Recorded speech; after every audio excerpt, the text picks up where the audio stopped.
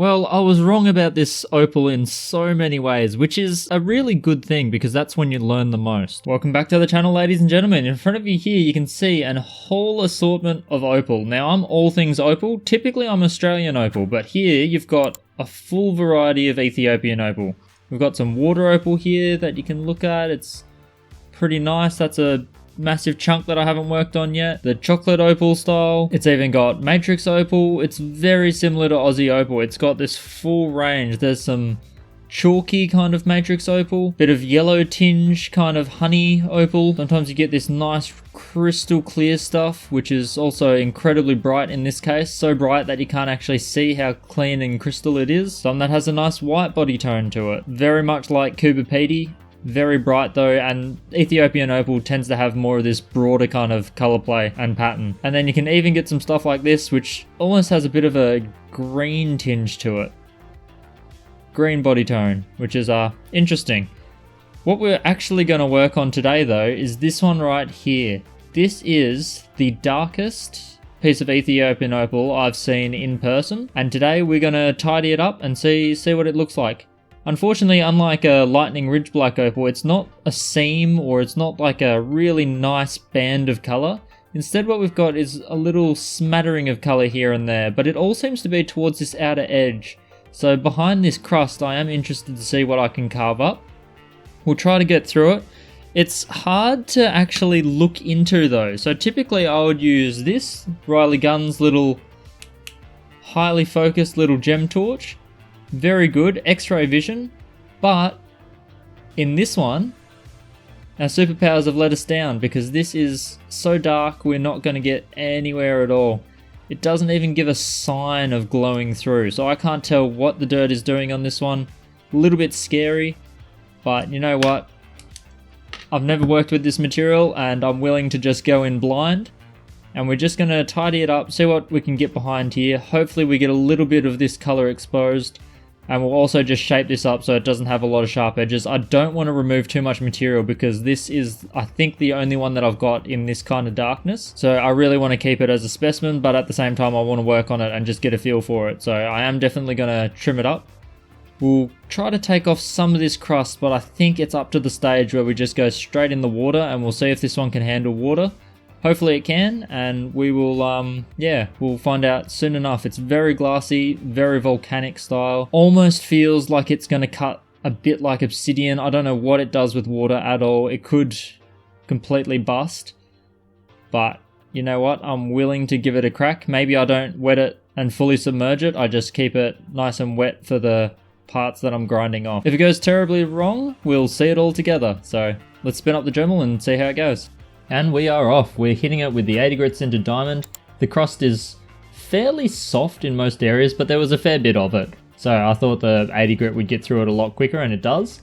You've got to be a little bit careful, of course. I'm not going to work too close to the edge, and I'm going to leave a lot of little spots behind for the 600 because this will chip. It will chip very quickly.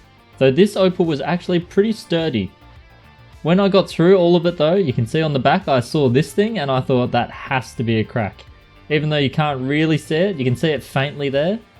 It just, it just popped open just like that and revealed a lot of good color. So I'm actually quite happy with that. If I knew there was color like that inside, I probably would have sliced this one up from the beginning, and we'll talk about that at the end.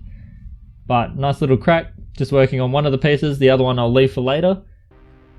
600 grit sintered diamond. Now I'm simply just going to work these edges. Nothing too exciting. I've not got any grand designs. Notice the splashes on my finger are a little bit green. This stuff carves away like mud, and it's like a little bit of a greenish kind of khaki, or whatever you call that, camo green.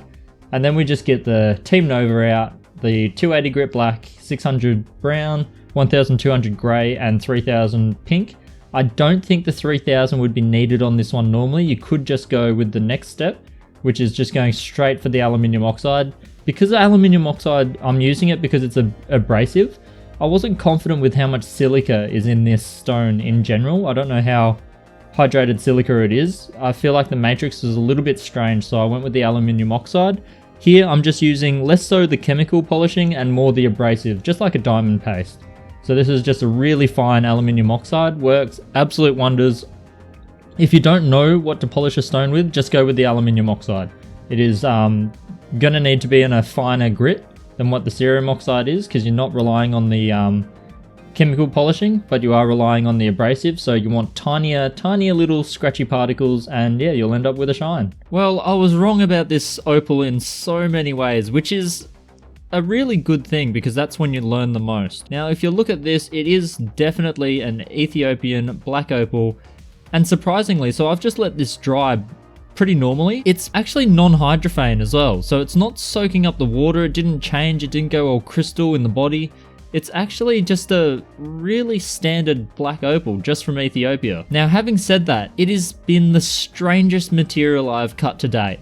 This cuts, I can't even explain it. It cuts kind of like dendritic opal if you've tried that. It's really soft opal. It's definitely not a pure crystal opal. So even though it looks a lot like a couple lightning ridge pieces that I have, it cuts nothing like it at all. There is no way you could get this confused with a piece of lightning ridge. It is completely different. Almost a bit like, I don't know, maybe like a Winton Fairy opal style boulder. It's not as loose, but it carves away like mud. It's really boulder opal-ish. And I don't mean the opal, I mean the matrix, the ironstone matrix. This does carve away just like it's mud. It's really weird. It's really soft. It's also got some really porous parts. Now in the face, it's very, very weak, the color. I mean, it's bright at some angles, but the camera really struggles to pick it up. It's got all the colors in it, which is great, but only in small patches. And if I can get the light in the right place, you might be able to see these little pits. It's nowhere near as porous as like an Endomuka matrix or something. You can see one up the top there. But every now and then you come across these little air pockets. There's a few on this stone, but they're really hard to see on camera. They're actually pretty hard to see in person as well. There's another one just there. So these little tiny pits. So not very porous, but there are spots where there's just like a little pocket of air trapped in there, which is annoying. Now I polished this with aluminium oxide, I would have mentioned earlier. That is just because I had no idea if this was going to polish like a normal opal. So aluminium oxide is always the safe bet. There's another little pocket over there. Safe bet, it's just going to use the abrasive part of the aluminium oxide. It's pretty hard on the hardness scale, about a 9. And it's a lot smaller than my cerium oxide. So it does scratches, it polishes by the scratch more than the chemical. Because of that, I choose the much smaller pore size. So it's a really fine aluminium oxide. And you can see even in that little pore in that bottom corner, it doesn't get trapped. Just there.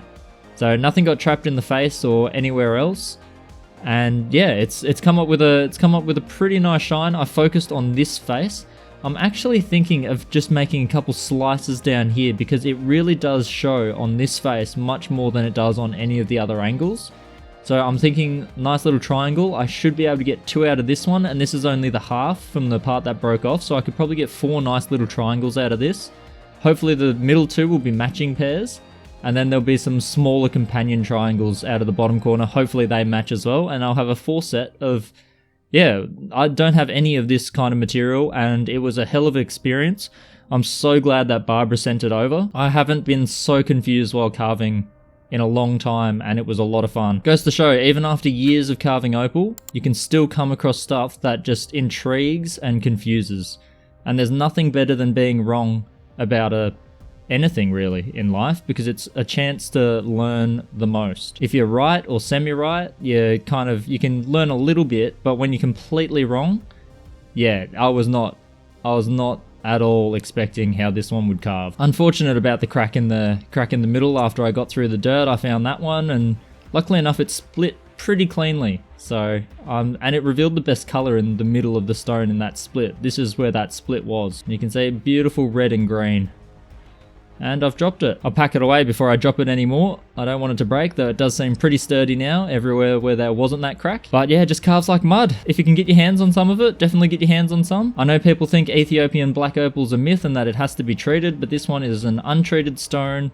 You can see it's the same consistency all the way through. The mud on the outside wasn't at all smoke treated or any oil treatment or anything like that. This is just, yeah, a straight up non-hydrophane black Ethiopian opal. When I first learnt about Ethiopian opal and hated it, I never thought something like this would exist either. So I am quite happy that it does, but it seems really tough to get a hold of. So if I can find more, I will. It's a fun material. It just carves very strangely. Cuts very strange. But hopefully that helps you guys. If you can find any of this material, go for it. It's just very weird. At least you've got a little bit of a heads up on what to expect now. And there I go, throwing it away again. So let's pack him up in some tissue. And yeah, not worried about how it dries because it didn't soak up water. It's already dry. Easy peasy and looks pretty sinister and cool. Catch you guys on the next video.